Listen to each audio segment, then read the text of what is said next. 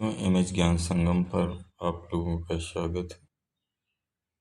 हम कक्षा 12 के मेसोपोटामिया सभ्यता से 25 MCQ लेकर आए हैं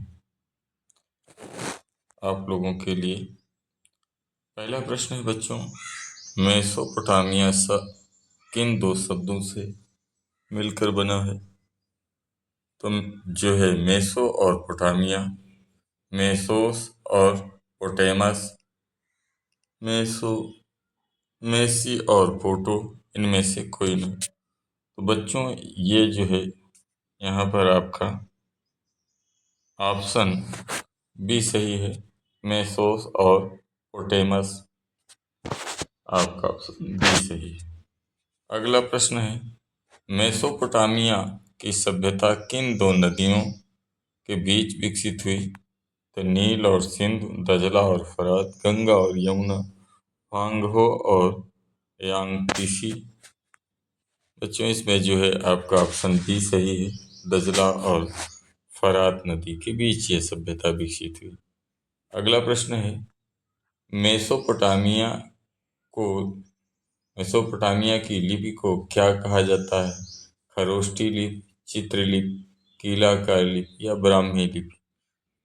बच्चों इसमें जो है ऑप्शन सी सही है, क्योंकि मेसोपोटामिया में जिस लिपि का विकास हुआ था वह कीलाकार लिपि थी। अगला प्रश्न है, मेसोपोटामिया में जिगुरत किसे कहा जाता है? राजमहल, अन्नागार, मंदिर या बाजार? बच्चों यहाँ पे ऑप्शन सी सही है, क्योंकि मेसोपोटामिया की सभ्यता में चबूतरे जैसी एक रचना होती थी जिसे जिगुरत कहा जाता था, वही उनका मंदिर होता था। अगला प्रश्न है बच्चों, मेसोपोटामिया की सबसे पुरानी ज्ञात भाषा कौन सी थी? सुमेरियन, अक्कादी, आरामी या हिब्रू? तो सुमेरियन सभ्यता के या मेसोपोटामिया सभ्यता के लोग जो है जिस भाषा को बोलते थे वह सुमेरियन भाषा थी। इसमें आपका ऑप्शन ए सही है। अगला प्रश्न है, जिगुरात किस देवता को या जिगुरत किस देवता को समर्पित होता था? सूर्य देवता, चंद्र देवता, अग्नि देवता या वायु देवता का? तो बच्चों जो है यह मंदिर चंद्र देवता नन्नार को समर्पित था, जिसमें ऑप्शन बी आपका सही है। अगला प्रश्न है, मेसोपोटामिया के लोगों ने गणित की गणना के लिए किन अंक प्रणाली का उपयोग किया? दशमलव, षष्ठ दशमलव, बाइनरी, इनमें से कोई नहीं। तो बच्चों इन्होंने जो है षष्ठ दशमलव प्रणाली का जो है प्रयोग किया था। ऑप्शन बी आपका सही है। विश्व की प्रथम कानून संहिता किसने तैयार की?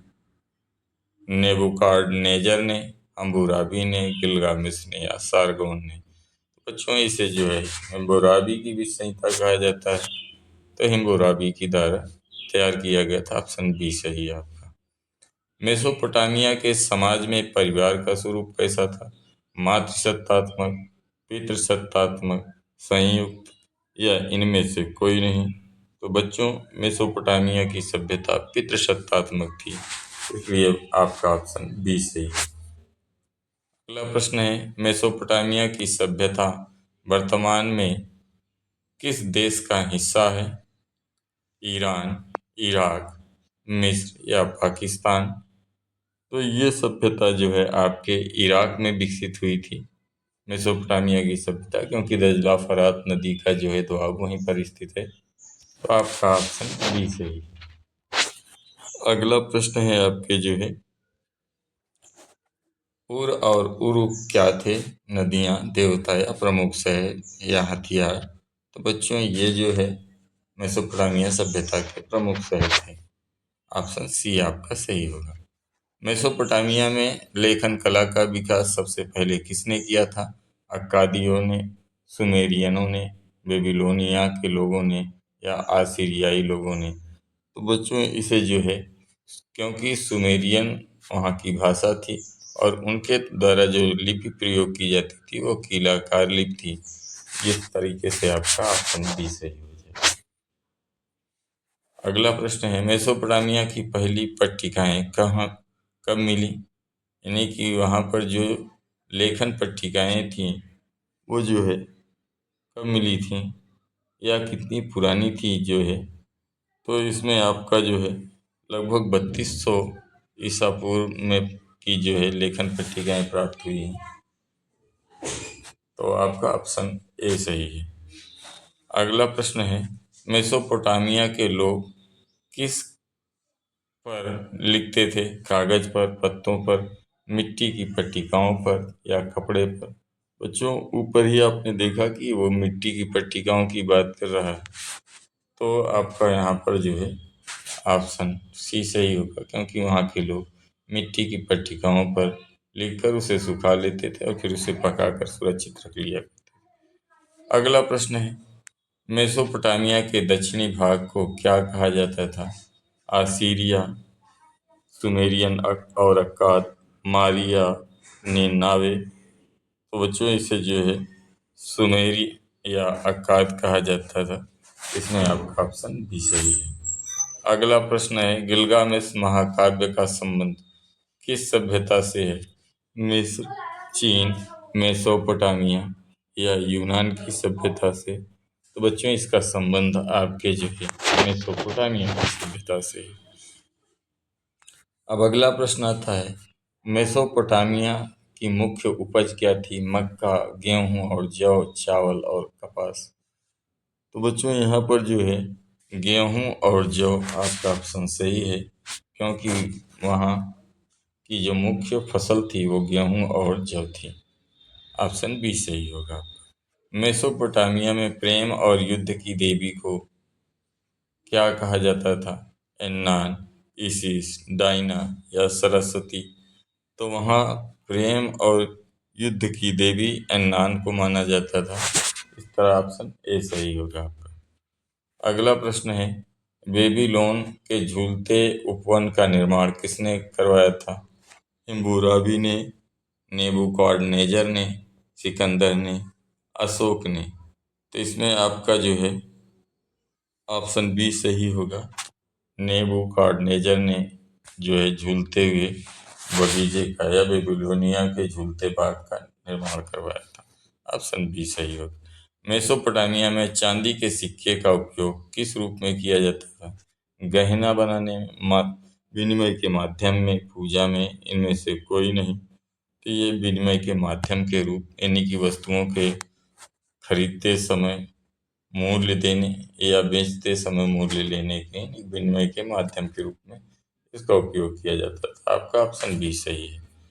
अगला है प्रश्न है, मेसोपोटामिया की सभ्यता में कौन सा व्यवसाय सबसे महत्वपूर्ण था, शिकार, कृषि, मछली पकड़ना या बुनाई। तो बच्चों यहाँ पर जो है मेसोपोटामिया सभ्यता की जो प्रमुख सबसे व्यावसायिक कार्य था वो आपका कृषि था, अर्थात आपका ऑप्शन बी सही है। मेसोपोटामिया के लोग आकाश के किस ग्रह को अपना संरक्षक मानते थे, मंगल, शनि, शुक्र या बृहस्पति को। तो जो है शुक्र ग्रह को मानते थे। ये आपका ऑप्शन सी यहाँ पर सही है। आसीरियाई साम्राज्य की राजधानी क्या थी, उर, निनावे, बेबीलोन या मारी। तो निनावे शहर जो है आसीरिया साम्राज्य की राजधानी थी। ऑप्शन बी आपका सही होगा। मेसोपोटामिया में साक्षरता की क्या स्थिति थी, सभी लोग साक्षर थे, साक्षर बहुत कम थे, केवल महिलाएं साक्षर थीं, साक्षरता का कोई महत्व नहीं था। तो इसमें आपका जो है ऑप्शन बी सही होगा, साक्षरता बहुत कम थी। अब आखिरी जो है आपका प्रश्न है, शहरी जीवन की शुरुआत किस सभ्यता की मानी जाती है, मिस्र की सभ्यता की, सिंधु की सभ्यता की या मेसोपोटामिया की सभ्यता या रोमन सभ्यता। तो बच्चों यहाँ पे आपका ऑप्शन सी सही है, मेसोपोटामिया की सभ्यता। इस श्रृंखला के जो है 25 प्रश्न आपके पूरे होते हैं। बच्चों इस चैनल को जो है ग्रो करने के लिए सब्सक्राइब करें और जहाँ तक हो अधिक से अधिक लोगों को जो है इसे शेयर करें और इसे अच्छे से पढ़कर तैयार करें। धन्यवाद।